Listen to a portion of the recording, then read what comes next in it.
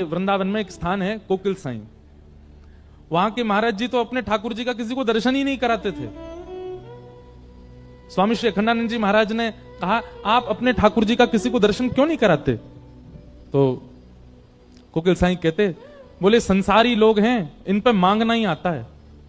और छोटे छोटे प्रिया प्रियतम अपने नित्य निकुंज विलास में हैं, अब उनसे वो वैसे ही इतने संकोच में रहते हैं, और हम लोग जाके उनसे कुछ मांग लेंगे तो और कितने संकोच में आ जाएंगे।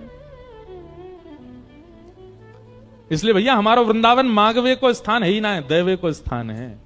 स्वयं को दे दो। पूरी दुनिया में आप मांगिए। हमारे पंजाब में इतनी देवियां, इतने सुंदर सुंदर स्थान, हिमाचल में इतने सुंदर सुंदर स्थान महादेव के, देवियों के, सब पूरे भारत भरे पड़े हैं इन स्थानों से। क्यों? सब जगह मांगो, लेकिन वृंदावन में जाके तो दे दो, मांगो मत। ऐसा श्री वृंदावन। आज नरसिंह मेहता चूके नहीं, ठाकुर जी से, महादेव से कह दिया, आपको जो अति प्रिय है वो मुझे दो। महादेव पहले तो संकुचित हो गए, बोले ये क्या मांग रहे हो? लेकिन ये उनके पूर्व जन्म के भजन का प्रताप है। मुचकुंद के स्वरूप में किए गए भजन का ये बल था कि महादेव की कृपा हुई, और महादेव ने कृपा करके निक शांति रख लो भैया। अब जहां श्रोता बैठ जाए, बैठन दो उनको, कथा सुनने वाले इनको उठानो नहीं चाहिए, अपराध लगे। तो क्या निवेदन कर रहे थे हम? हाँ, और फिर रास में प्रवेश हुआ। आज सुबह से विचार कर रहे थे कि महादेव की कृपा और किन पे हुई। हमारी पूनम दीदी तो कह रही, महाराज जी नरसिंह मेहता का ही चरित्र चलने दो, पूरा चरित्र नरसिंह मेहता जी का कह दो। पर वो मन में बार बार हरिहर आ जाते हैं ना, तो बार बार ये लगती है कि दोनों के मिलन की कोई तो, हमको तो सुख मिलेगा, एक भक्त का ही चरित्र कह दें, आप लोग भी सुनते रहो, पर ये हरि और हर का मिलन भी तो हो ना बीच बीच में, उसके लिए तो फिर होना चाहिए। और फिर दूसरा नाम हमारे चित्त में आया, जहां हर ने हरि से मिलवाया, ऐसे वृंदावन के रस उपासक, और जिन्होंने वृंदावन रस को सबसे ज्यादा अपनी वाणी में गाया। वैसे तो सबने गाया, पर विख्यात भाव से सबसे ज्यादा जिनका रस पूरा विश्व ने आस्वादन किया है, ऐसे हुए श्री हरिराम व्यास। कौन है? हरिराम व्यास। श्री हरिराम व्यास जी महाराज श्री विशाखा सखी के अवतार। निकुंज में दो सखी प्रधान हैं, एक श्री ललिता जी और दूसरी श्री विशाखा जी। श्री ललिता जी हमारे ब्रजमंडल में स्वामी श्री हरदास जी के रूप में प्रकट हुए, और श्री विशाखा जी हमारे ब्रजमंडल में श्री हरिराम व्यास जी के रूप में प्रकट हुए। इन निकुंज की दो अली हैं, दो सखी हैं। वास्तव में ठाकुर जी को किशोरी जी को निहारनो प्रिय है। बहुत ध्यान से सुनियो सब लोग। ठाकुर जी की नित्य उपासना क्या है? किशोरी जी को निहारना, बस। पर किशोरी जी की नित्य उपासना ठाकुर जी को निहारना नहीं। चाहती तो हैं, चाहती तो नित्य ठाकुर जी को निहारना है, पर ठाकुर जी इतने व्यस्त हैं कि किशोरी जी भी थोड़ा संकोच करती हैं। और दूसरी बात, दूसरा कारण हमारे ब्रज का आ जाता है कि किशोरी जी चाहती तो ठाकुर जी को निहारना है, लेकिन कहीं ठाकुर जी ज्यादा फूल नहीं जाएं, ज्यादा कहीं इतरान नहीं लग जाएं, इसलिए जानबूझ के निहारती नहीं है। ठाकुर जी हमारे कैसे हैं? नेक अगर किशोरी जी बड़ाई कर दें तो ठाकुर जी फूले नहीं समा में। नेक अगर ज्यादा निहारन लग जाए तो ठाकुर जी स्वयं ही काजर लेके हमें अपनी बिंदी लगा ले, मुझे नजर लग जाएगी आपकी।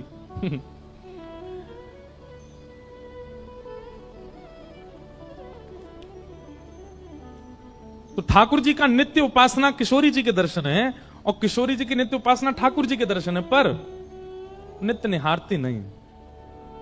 तब किशोरी जी क्या करती हैं? वे सन्मुख बैठा करके श्री ललिता जी को देखती हैं और विशाखा जी को देखती हैं। ललिता और विशाखा जो हैं, ये किशोरी और ठाकुर जी के ही रूप की परछाई से उनके सामने लीलाएं करती रहती हैं। जैसे जब जब श्याम सुंदर की याद आती है, तब तब ललिता विशाखा लीला करती हैं, और लीला करके किशोरी जी को दिखाती हैं। ललिता जी श्री किशोरी जी बनती हैं, और विशाखा जी श्री श्याम सुंदर बनती हैं, और ये दोनों लीला करके दिखाती हैं। उसी से किशोरी जी का मन प्रसन्न होता है। तो ऐसा कह दें तो कोई अतिशयोक्ति नहीं कि ठाकुर जी की उपासना किशोरी जी का दर्शन और किशोरी जी की उपासना ललिता विशाखा का दर्शन। वो नित्य निहारती दोनों को। कितनी बड़ी सौभाग्यवती हैं कि अपलक नेत्रों से किशोरी जी निहारती हैं उनको। ललिता जी का तो प्रादुर्भाव ही किशोरी जी के प्रतिबिंब से हुआ। ऐसी कथा आती है कि एक बार निकुंज में ठाकुर जी बोले, हे श्यामाजू चलो आपको श्रृंगार मैं करूंगा। और जब जब किशोरी जी को श्रृंगार ठाकुर जी ने किया है तब तब किशोरी जी को अपनो ही रूप भायो है। जैसे हर किसी को अपने आप को श्रृंगार के बाद देखने की इच्छा होती है, हम कैसे लग रहे हैं। अन्य दिन तो सखियां तैयार करती हैं, कभी कीर्ति मैया श्रृंगार करती हैं, कभी श्री जी स्वयं भी श्रृंगार करती हैं, परंतु अन्य दिन तो किशोरी जी स्वयं को श्रृंगार करके प्रतिबिंब में देखती हैं, दर्पण में देखती हैं और फिर आगे लीला में चली जाती हैं। पर जिस दिन ठाकुर जी श्रृंगार करके जाते हैं किशोरी जी का, किशोरी जी प्रतिबिंब के सामने ही बैठी रहती हैं, स्वयं को ही निहारती हैं। आज ठाकुर जी ने किशोरी जी का श्रृंगार किया, पत्रावली पधराई, आंखन में काजर लगायो, सुंदर निज कर गूथ सुमन के गजरा, ये अपने ही हाथ पहरावत है। तू है सखी बड़ भाग बड़ी, नंदलाल तेरे घर आवत है। जैसे घर में देखा है ना, कभी बहनें बैठी हैं एक दूसरे के केश गूंथती हैं, ऐसे किशोरी जी बैठी हैं और ठाकुर जी उनके केश गूंथ रहे हैं। और किशोरी जी को आज इतना सुख मिल रहा है, इतना इतना आनंद है, पर प्रकट नहीं करती हैं। ठाकुर जी ने श्रृंगार किया और सुंदर पुष्प ला करके किशोरी जी के केशन में ऐसे सुंदर सुंदर गुच्छ बना करके श्रृंगार किया। और जैसे ही दूर से प्रतिबिंब लेकर के श्याम सुंदर आए, बोले हे श्यामाजू विराजो, देखो मैं आपको दर्पण दिखाऊं। और जैसे ही ठाकुर जी ने प्रतिबिंब दिखायो, किशोरी जी तो निहारती रह गई अपने स्वरूप को। अब ठाकुर जी जैसे ही दर्पण दूर करें, किशोरी जी के नहीं या कुछ सामने ही रहने दो, यहीं स्थिर कर दो। ठाकुर जी कह रहे हैं वाह, अपने रूप को निहार रही हो। बोले अपने रूप को ना निहार रही, या रूप में चढ़े भये श्रृंगार को निहार रही हूं, और वो श्रृंगार कैसे कियोगे वो चिंतन कर रही हूं। अब तो इतना सुंदर लग रहा है किशोरी जी को अपना स्वरूप की वो ठाकुर जी को भी कह रही है दूर बैठो, मुंह देखन दो। ठाकुर जी कभी पर्दा डाल दें, कभी दर्पण हिला दें, किशोरी जी नाराज है जाए, बोले याकू मत छेड़ो, मेरे सामने ही रहने दो।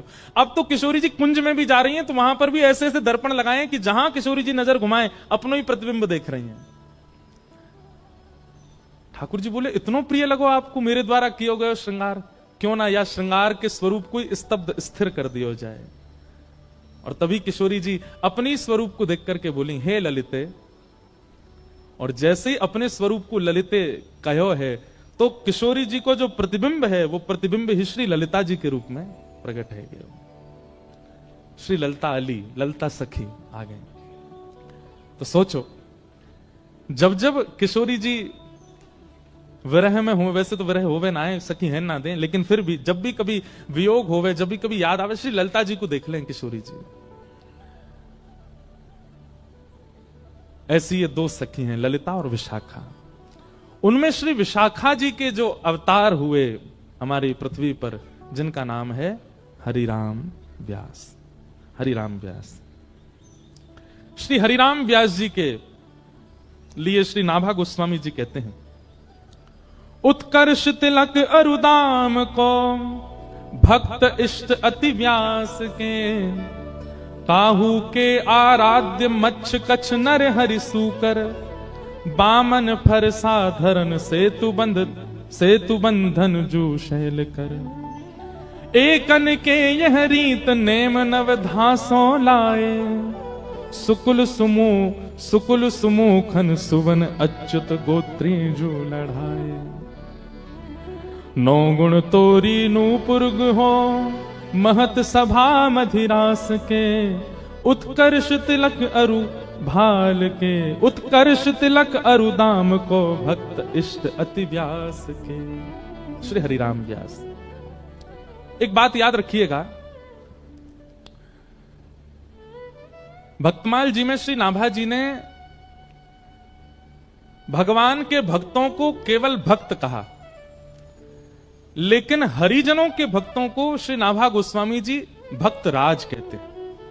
बहुत ध्यान से सुनिएगा। जो ठाकुर जी के भक्त हैं, श्री नाभा जी कहते हैं ये केवल भक्त हैं, इनकी उपाधि केवल भक्त की है। लेकिन जो ठाकुर जी के भक्तों के भक्त हैं, ये भक्त राज हैं, ये भक्तन के राजा हैं।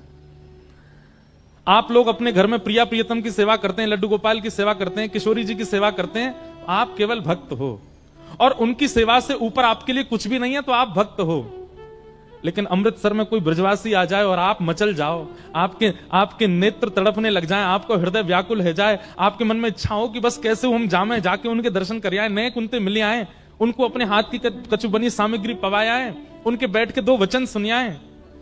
ठाकुर जी से भी अति प्रेम यदि हरिजनों से है तो श्री नाभा जी आपको भक्त राज कहेंगे। ये भक्तन के राजा।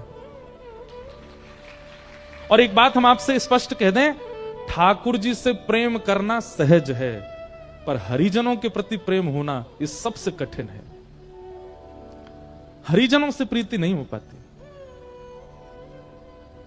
हरिजनों के प्रति वैसा प्रेम नहीं हो सकता। और वाकई लैया भी अगर आपको प्रयास करना हो, देखो एक बात हमारी बात बहुत ध्यान से सुनिएगा। एक तो सामने कैमरा वाले भैया ने बैठ जाओ, अगर तुम्हारा कैमरा स्थिर है तो हमें देखे ही ना रहे बेचारे। जय हो। तो ठाकुर जी की सेवा बहुत सरल है। सवेरे 7 बजे मंगला करते हो, किसी दिन 8 बजे कर दोगे तो ठाकुर जी नाराज नहीं होंगे, और काउ दिना 5 बजे ही कर दोगे तो भी ठाकुर जी नाराज नहीं होंगे। ठाकुर जी को राजभोग में कढ़ी चावल खवा दो तो भी ठाकुर जी राजी हैं। ठाकुर जी को केवल दही भात खवा दो तो भी राजी हैं। कुछ नहीं तो दूध को भोग लगा दो तो राजी है। रात में शयन के समय ठाकुर जी को भोग लगाओ तो राजी, नहीं भोग लगाओ दूध धरा के, नहीं तो चना चनोरी मिश्री लगा दो तो भी राजी। सुबह दो सेज पे तो राजी, नहीं सुबह भूल गए, ठाकुर जी बैठे हैं खुद सो गए तो भी बेचारे राजी, कुछ नहीं कहेंगे। ठाकुर जी की सेवा तो बहुत सरल है, बहुत सहज है, उसमें तो आपको परिश्रम करना ही नहीं पड़ता है। पर हरिजनों की सेवा, हरिजनों की सेवा तो कठिन है।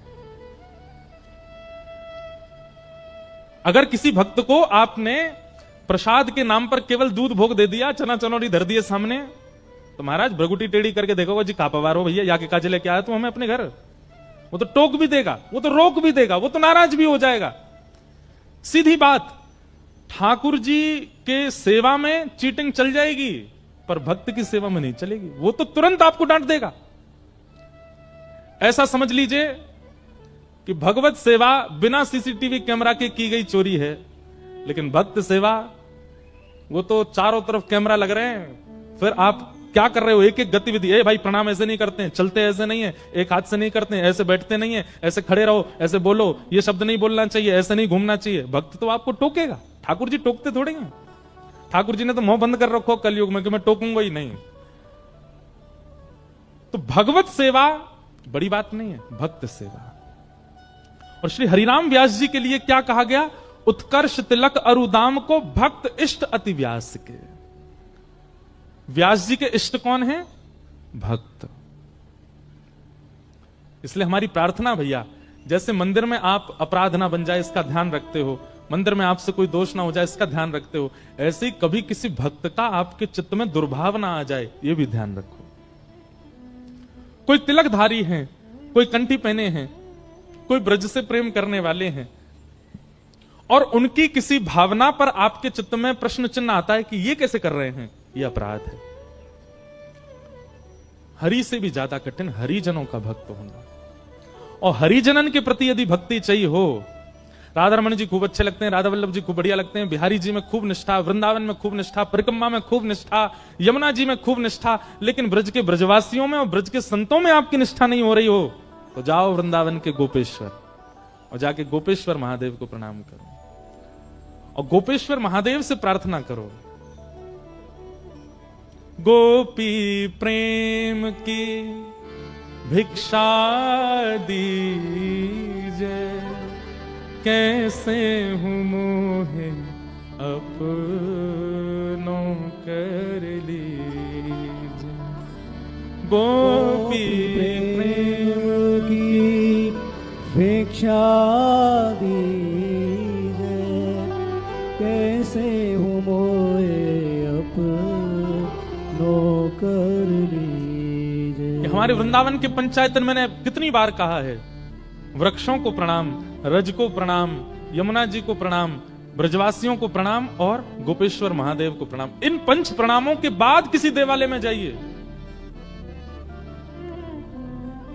यदि गोपेश्वर महादेव को प्रणाम नहीं किया गया होगा तो बिहारी जी के बगल में, आपके बगल में स्वामी श्री हरदास जी भी खड़े हो जाएंगे तो उनको पहचान नहीं पाओगे। ये गोपेश्वर महादेव ही करवाएंगे। कल हमने सुना रास में प्रवेश महादेव की कृपा, और आज हम सुनेंगे भक्त इष्टों के प्रति स्नेह महादेव की कृपा से। ठाकुर जी से प्रेम करना हम सिखाएंगे ही नहीं इन 7 दिनों में, वो तो आप सब करते हो, वो तो आप सब जानते हो। पर जिनसे हमारे हरि रीझ हैं, ऐसे हरिजनों से प्रेम ये महादेव सिखाएंगे, ये महादेव बताएंगे। हरिराम व्यास जी कैसे हैं? बोले भक्त इष्ट अति व्यास के। आप देखेंगे बिल्कुल सूर्य और चंद्रमा की तरह परिवर्तन हुआ हरिराम व्यास जी के जीवन में महादेव की कृपा से। पहले के हरिराम व्यास कैसे हैं वो तो हम बाद में कहेंगे, पर बाद के हरिराम व्यास, शंकर जी से मिलने के बाद हरिराम व्यास जी कैसे हैं?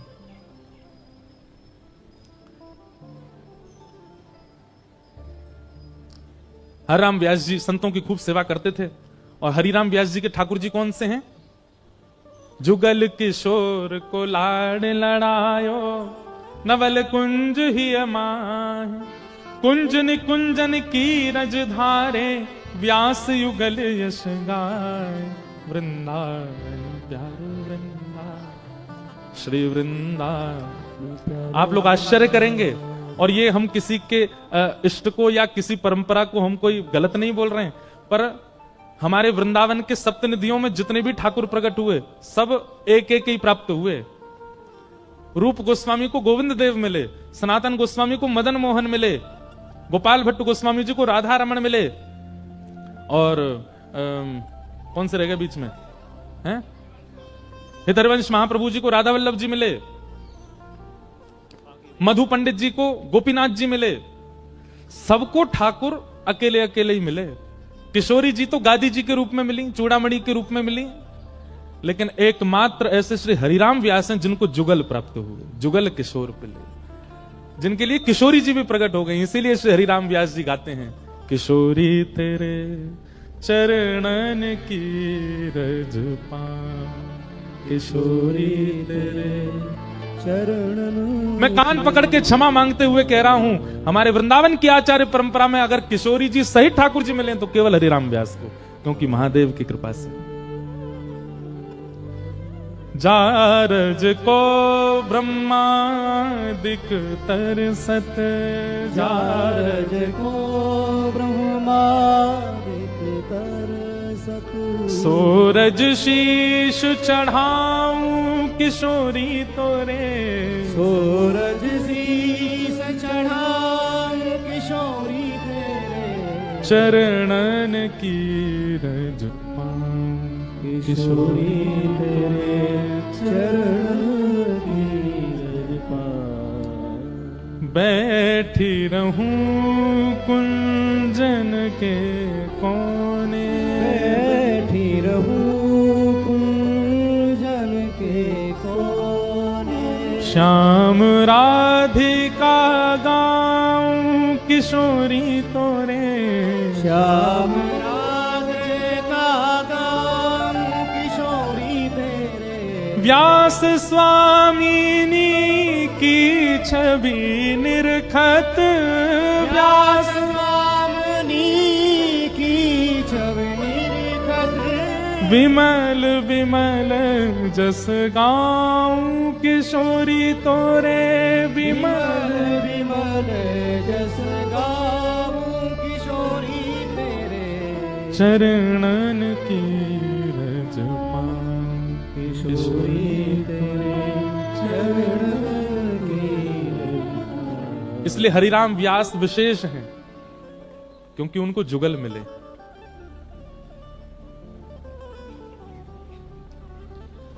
तो श्री विशाखा जी ये प्रकट हुई कलयुग में हरिराम व्यास जी के रूप में, और आपका जन्म हुआ ओरछा के एक शुक्ल परिवार में, एक दिव्य ब्राह्मण कुल में आपका जन्म हुआ। नाम आपका हरिराम शुक्ल रखा गया। हरिराम शुक्ल। हमने पूरा चरित्र लिख भी रखा है अपने पास, आज सुनाते हैं प्रेम से। अच्छा, कई लोग ना वो बहुत जल्दी आके बैठ जाते हैं कथा में, आगे आगे बैठ जाते हैं, फिर बीच में उठ के जाते हैं। ऐसों से हमारी प्रार्थना कि आप जिनको जल्दी जाने का होता है ना, 6-7 बजे जिनको जाना ही है, वो पीछे ही बैठ जाए करो। आप कब आए कब गए किसी को पता नहीं चले, लेकिन जो बेचारे पूरी कथा सुनने के भाव से बैठे उनको विक्षेप नहीं हो। अवर और प्रवर 2 प्रकार के श्रोता बताए गए भागवत जी में। व्यास के आने से पूर्व आवे और व्यास के जाने के बाद जावे, उसी को प्रवर श्रोता कहते। हम हैं तो बालक की, यहां से नीचे तो हमें खूब आप जो है गले में गलवैया डाले घूमो, लेकिन जब मंच पे बैठते हैं उतनी देर व्यास हैं, उतनी देर आपको ये बात तो याद रखनी चाहिए कि आप कम से कम व्यास के जाने के बाद जाओ। तो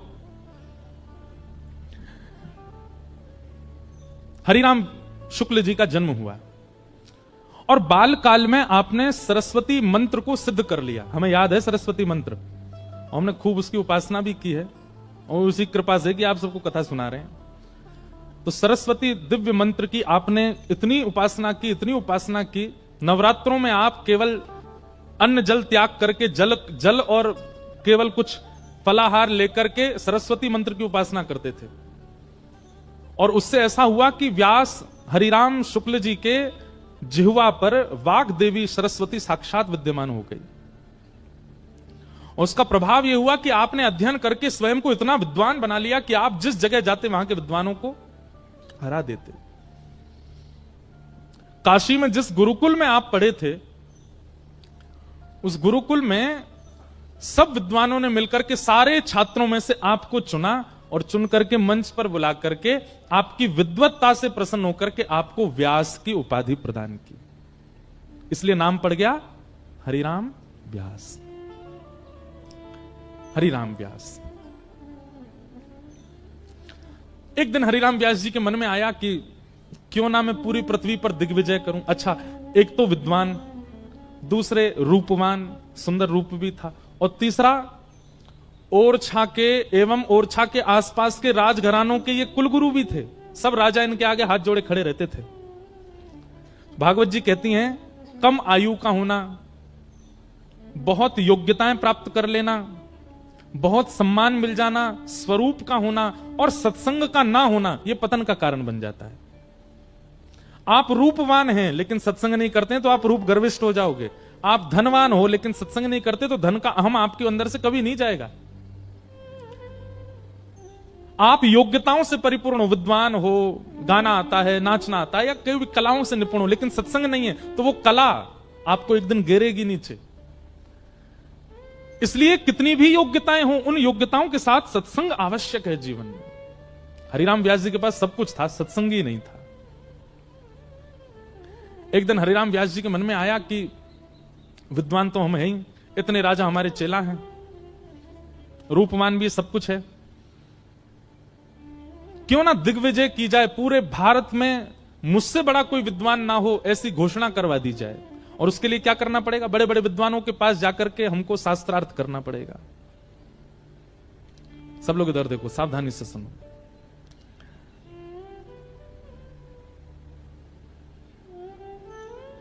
तो उस समय पर ये छपाई मशीन तो होती नहीं थी, तो हरिराम व्यास जी स्वयं ग्रंथ लिखते थे। गुरुदेव से सुना हुआ ग्रंथ याद करके फिर उस ग्रंथ को पूरा आद्योपंत लिखते थे।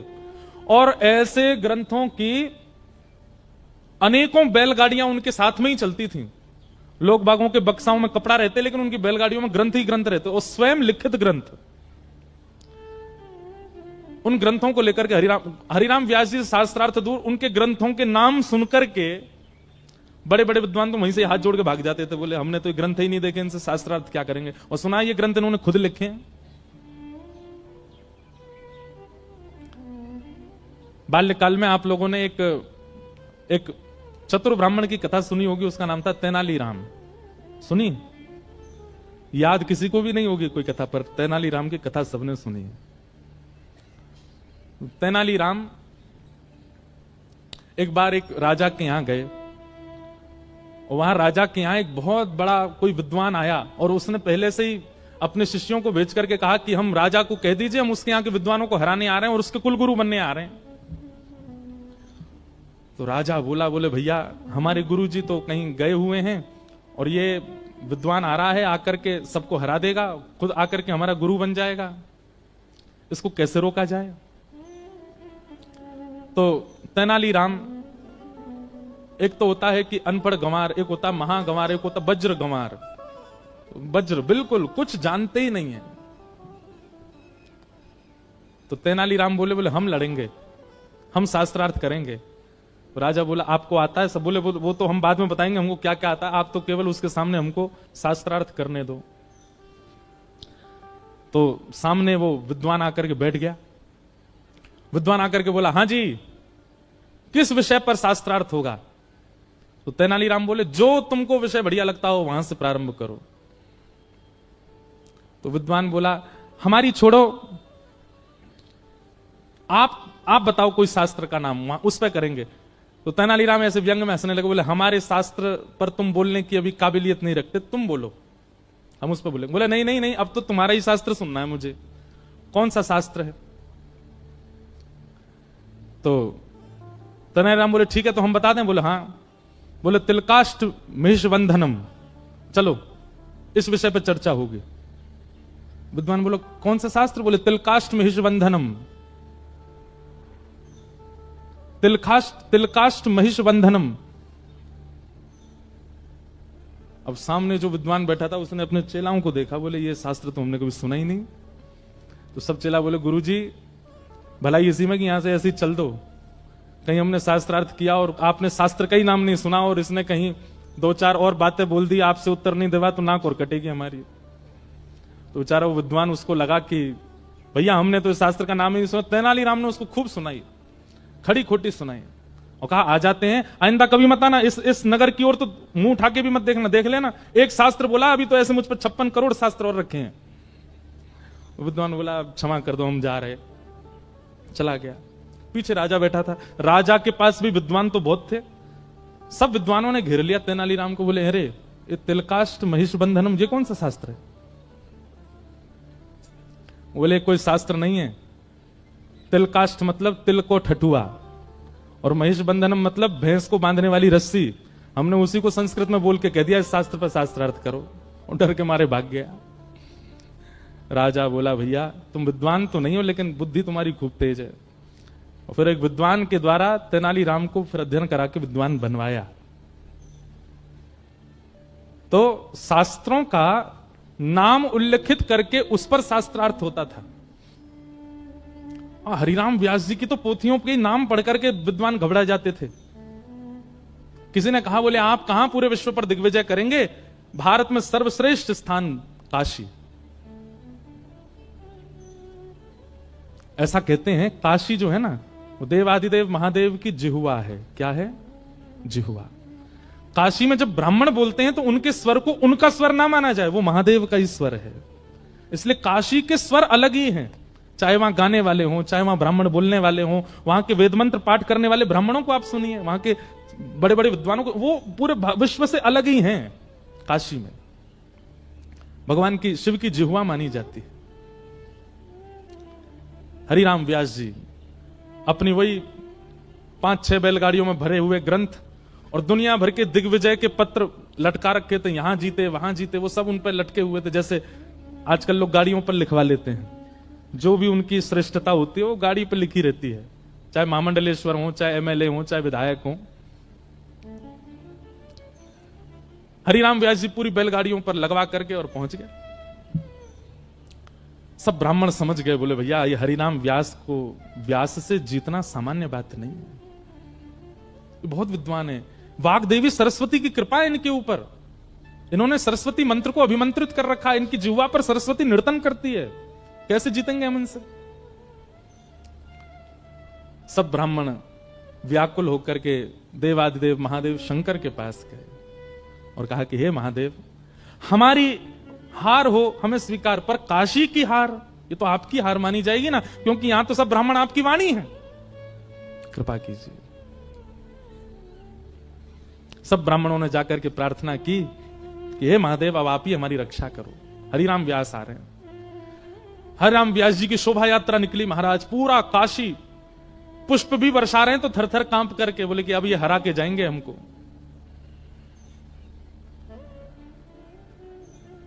महादेव ब्राह्मणों से बहुत प्रेम करते हैं।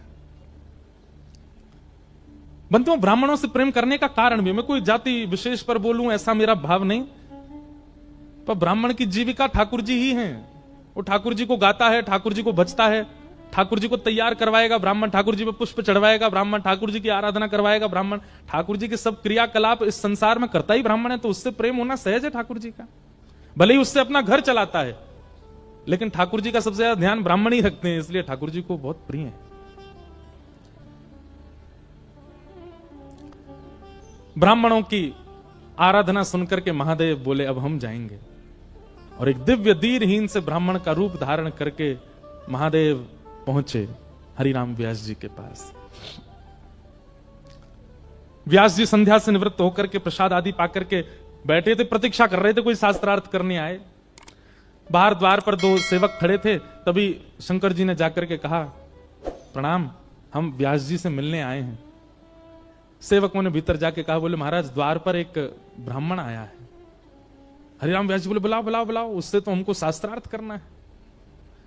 और तुरंत अपना आसन सुव्यवस्थित किया, ग्रंथ निकाल करके रख लिए। और जैसे ही महादेव पहुंचे, बिल्कुल साधारण सी धोती है, साधारण सा गमछा डाला हुआ है, दीनहीन से ब्राह्मण, पतले दुबले, एक एक नस दिखाई दे रही है। उनकी दीनता, सरलता, दैन्यता देख करके हरिराम व्यास जी बोले महाराज आपका रूप स्वरूप देख करके तो ऐसा लगता है मैंने एक श्लोक भी यदि बोला तो कहीं आप गिर ना जाओ। आप शास्त्रार्थ करने आए मुझसे? महादेव बोले नहीं नहीं, हम शास्त्रार्थ करने नहीं आए, हमने पूरे काशी में आपकी प्रशंसा सुनी, आप बड़े विद्वान हैं, आपके पास सारे प्रश्नों के उत्तर हैं, सारे ग्रंथ आपको कंठस्थ याद हैं। हम तो अपनी एक जिज्ञासा लेकर के आए हैं आपसे पूछने।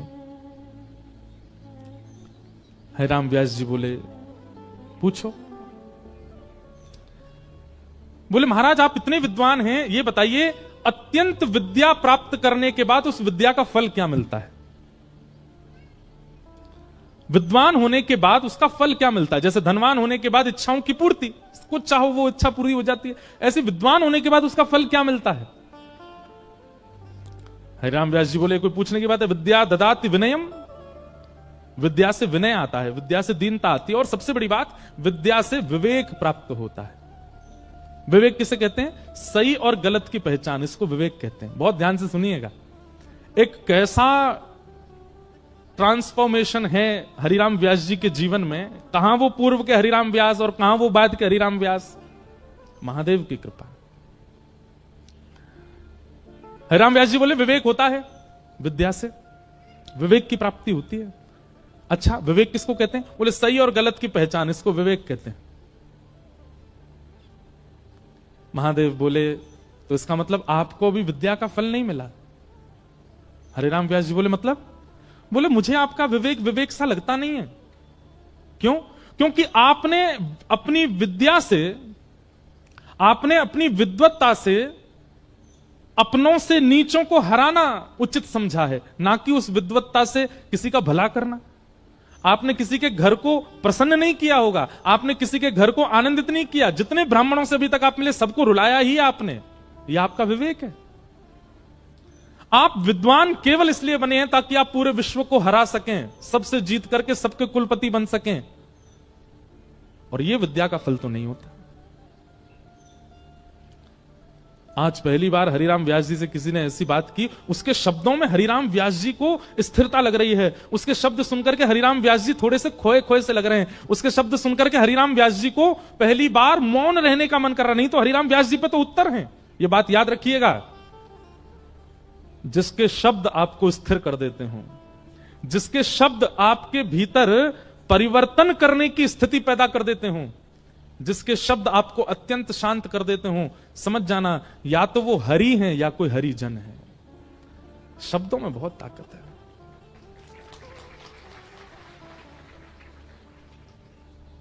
अगर मुझसे पूछा जाए पूरे विश्व को कौन चला रहा है, तो शब्द। यहां जितने लोग बैठे हैं, कई लोग अपने जीवन में बहुत उपलब्धियां प्राप्त कर लेंगे शब्द की कृपा से। कई लोग अपने जीवन में वृंदावन की प्राप्ति कर लेंगे शब्द की कृपा से। कई लोग अपने जीवन में विरक्तता को प्राप्त कर लेंगे शब्द की कृपा से, और क्षमा कीजिएगा कई लोग दुष्ट बन जाएंगे, कई लोग राक्षस प्रवृत्ति के हो जाएंगे, वह भी शब्द से। शब्द।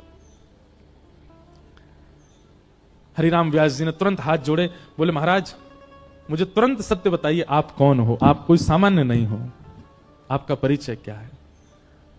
और जैसे ही कहा आपका परिचय क्या है, इतने में ही जटा जूटधारी त्रिपुंड मस्तक पर लगा है, त्रिनेत्रम त्रिशूल हाथ में लेकर के, गले में सर्पों की माला, आहा चिदानंद रूप शिवोहम शिवोहम चिदानंद रूप शिवोहम। साक्षात देवादिदेव महादेव काशी विश्वनाथ प्रभु प्रकट हो गए हरिराम व्यास जी के सामने। महादेव का वह रूप सौम्य करुणता, करुणावतार है। महादेव रुद्र उनका नाम है, परंतु वो रुद्र भाव में नहीं रहते, वो अत्यंत करुणा भाव में रहते हैं। आप कभी भी किसी भी शिवालय में जाओ, 24 घंटा पानी गिरता रहता है, इसका मतलब क्या? भीगे देव 24 घंटा भाव में भीगे ही रहते हैं। महादेव प्रकट हो गए और प्रकट होकर के हरिराम व्यास जी के सिर पर हाथ फेरने लगे। आज हरिराम व्यास जी को अपने जीवन में किए गए समस्त क्रियाओं के प्रति पाप की भावना आने लगी। मैंने कितने ब्राह्मणों को हताश किया, उदास किया, निराश किया, रुलाया।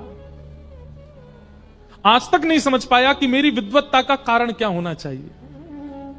आज महादेव प्रकट हो गए, चरणों में लिपट गए, बोले प्रभु कृपा करो, मुझे क्यों वाणी देवी की कृपा हुई, मुझे क्यों विद्वत्ता प्राप्त हुई, मैं क्यों पृथ्वी पर आया हूं, मेरे जीवन का उद्देश्य क्या है, कारण क्या है, कृपा करके। अब जब आप आ ही गए हैं तो आप ही बताइए। देखो नरसिंह मेहता के भाव में और हरिराम व्यास जी के भाव में एक बात स्पष्टता लगी, पूर्ण समर्पण। आप बताइए, हम आपसे कोई जिज्ञासा ना प्रकट करें, आप बताओ, क्योंकि जानते हैं कि महादेव जिस मार्ग का अनुसंधान करवाएंगे वो मार्ग कल्याणकारी ही होगा।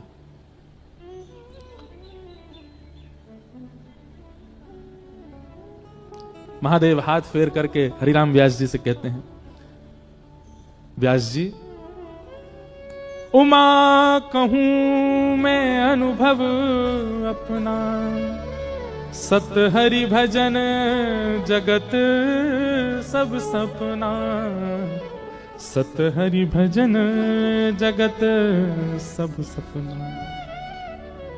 हे हरिराम व्यास, इस संसार में कितनी भी उपलब्धियां प्राप्त कर लो, तुम हमेशा अपने आप को अपूर्ण ही समझोगे।